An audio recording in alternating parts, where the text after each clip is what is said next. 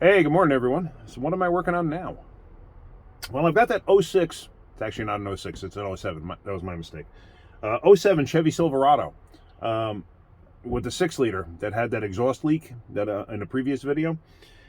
And the customer came in and they're actually complaining of a check engine light. Well, it turned out the battery was dead by the time I got to it. They dropped it off the night before Thanksgiving. So it sat here for the 4 days. I don't know if something's wrong on the battery or if it's got a bad battery, but battery was dead. So I hooked up a battery booster to it. I just started it for the other video. But anyway, I had this scanner hooked up to it, and it's got a code for evap purge. Let me show you. I just got to go back into it. See, I had the key off, so it tells me no communication. All right. So one code is for hold on, let me shut the light off. Sorry about that. P0463 and P0496. The 463 is a fuel level sensor circuit signal high or open, and the other one, the 496, the evap system flow during non-purge. I think we're going to worry about the 496 first, and then I'll find out if they want to do anything about the 463. I don't think the 463 will set a check engine light, but I could be wrong. I'd have to look that up.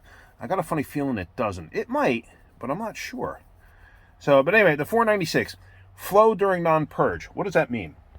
Well, that means the system is detecting that, like the evap system, the vapors in the fuel tank, it's detecting that it's getting a vacuum signal or a vacuum source. That means it's getting flow.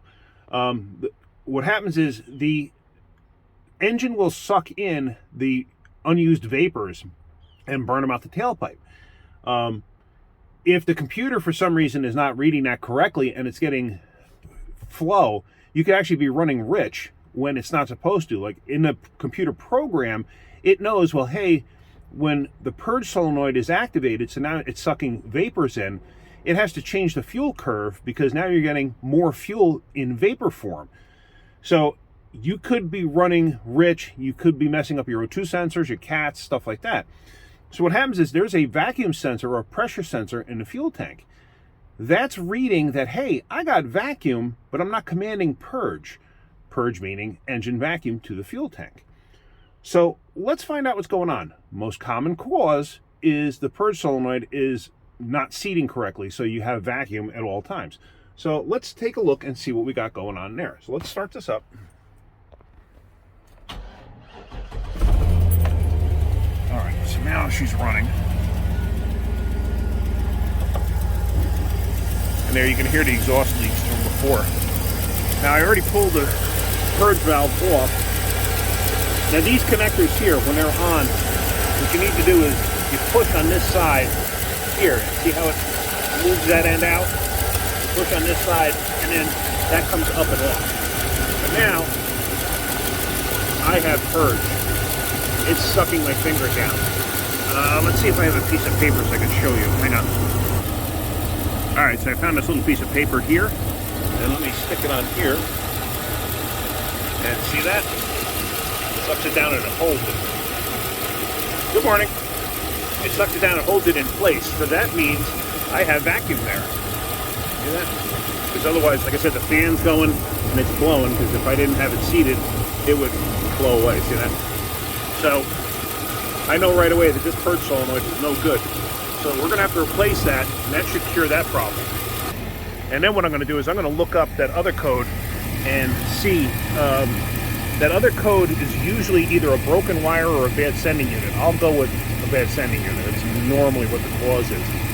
But to do that, obviously, you got to drop the tank. He may not want to do that because I know he's selling this truck. He may want to just sell it as is. You never know. He wanted to fix the check engine light. Who knows where this truck is going? Maybe that won't pass inspection. I don't know. But we got to see. I got to see what he wants to do. So let me get a purge solenoid for that, and let me get that hooked up, and then I'll show you that it won't hold a piece of paper down to it. So one thing I forgot to mention in this video, if you notice in the very beginning when I'm testing this thing, I had the electrical connector connected. You should disconnect it. I knew the system wasn't in purge. When they're in purge, usually this thing will cycle. Actually, it will cycle, not usually, it will cycle. You'll hear it going like because this thing works off of what's called a duty cycle. Basically, it's triggered many times in a row to make it work. It doesn't just click on and stay on. But anyway, so I should have disconnected the electrical connector just for showing you on this video, but I didn't. Like I said, it didn't matter for me because I already knew that it wasn't in purge. But if you were doing this at home, you didn't have a scanner or anything to look at stuff, then yeah, you want to disconnect the electrical connector, then see if you have vacuum there. And if you do, then obviously nothing's turning it on, and you know that you got a problem with this valve itself. And let's just see. I don't know if you could hear that. I could blow right through this thing. You shouldn't be able to do that. So this thing is no good. Obviously I showed that because also on the second part where I tried to put the second piece, which you'll see that coming up in a minute, you see I tried to put a piece of paper on it and the electrical connector was connected. You could see the paper wouldn't stick to it because I had no vacuum. But anyway, I should have showed it to you that way and I didn't. I apologize for that. So that's why I just edited in this piece for this video. All right, so I got the new purge solenoid here and let's change it. So here's the new one, and it's pretty simple to change. It really is. It's just, there's one 8mm here holding it down. So we're going to take that out.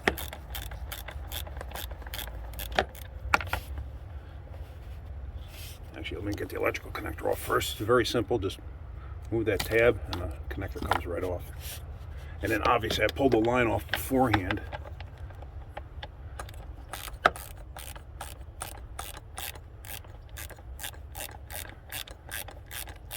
Now there again, guys, I don't rehearse anything. I don't practice anything beforehand. I just film. So what I'm doing, what you see, that's how it goes.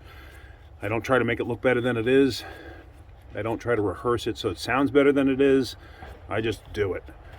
And let's see, I think that's out now. I think it's just stuck in the rubber maybe? No, it's not out yet. Okay, there it goes. It finally came out. All right, so really not much. There's a collar to it. And then a lot of these have, if you look on the bottom there's a rubber bushing, this piece that has to get swapped over. So let's pull this out. And you don't want to bend it like side to side. You want to try to twist it and pull straight up if you can. Okay, there it goes. It's off. Okay, so now that rubber bushing I was telling you about also acts like a seal. See, now it's just stuck on there slightly. So now you're going to take this and you're just going to put it over on here. All right, you get the idea. It's going to go on here and I'm going to fold that top piece over. Kind of difficult to do one-handed. But there we go. Okay. So that's it. And then basically, make sure you got nothing there that's going to interfere with anything.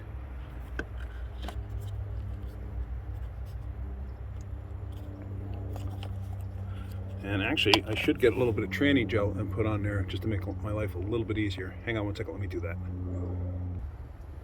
I actually put a touch of dielectric grease on this because I had a tube of it relatively close by.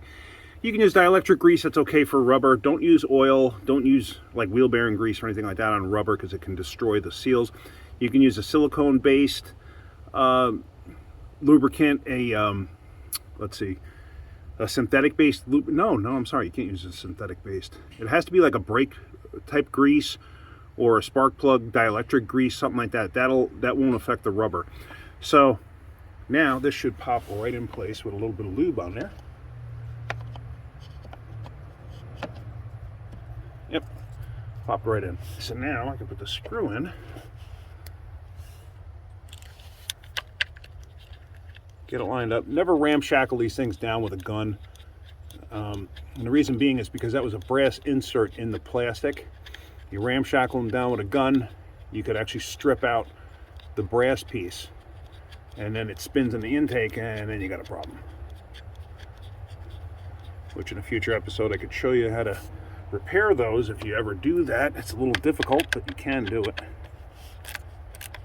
So now we just tighten this up. Just snug, that's all. Don't have to go bananas. And then this should clip right on. Yes, no, maybe so. Sometimes you got to push the tab. And there we go. Now locked in place. And hook the electrical connector up. I'm going to leave the engine cover off right now. Oh, actually, no. You know what? Shoot, I should have showed you that there's no vacuum there. So like I said, this clip here, if you push, look at that, watch that side there. If you push, see that? And now it should come off. There it goes. So now you want to push that back once it's locked in place, because that'll keep it from accidentally popping off. But let's start this up.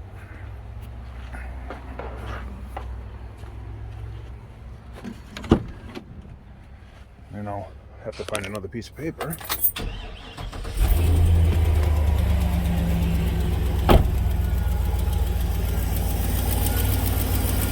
You hear the exhaust leak. Luckily, they give me a little piece of paper in the box. Now I'm going to tear off a small piece. Hang on. And right away, I can feel I got nothing there. There's no vacuum. So trying to put this there, see that? It just won't stay. It blows right off. So connect that. Like I said, push the end over so it doesn't accidentally fall off. So now I'm going to take this thing on a road test and let's see what it does. It should be fine. Actually, there's really no reason to road test it, but I want to road test to see if there's anything else wrong with the truck, at least before I put the cover back on. So let's go ahead and do that. So I just took the truck for a quick ride. Everything seems fine. You know, I like to feel the vehicles out, and like I said in the past, I like to just know what I'm giving back to the customer. You know, let's say this thing had a bad wheel bearing, I never even drove it, and like a wheel bearing to the point of the wheel falling off, you know, I don't want to give back to the customer. You know, I want them to know about it. So that's my reasoning behind all that. So anyway, yeah, so that seemed to cure that problem. I don't have a check engine light right now. I will eventually for that fuel level code. But yeah, so that's about it. Hopefully you got something out of that video. If you did, hit that like button. If you could, please subscribe. Tell your friends to subscribe too. All right, guys, have a great day. Keep wrenching.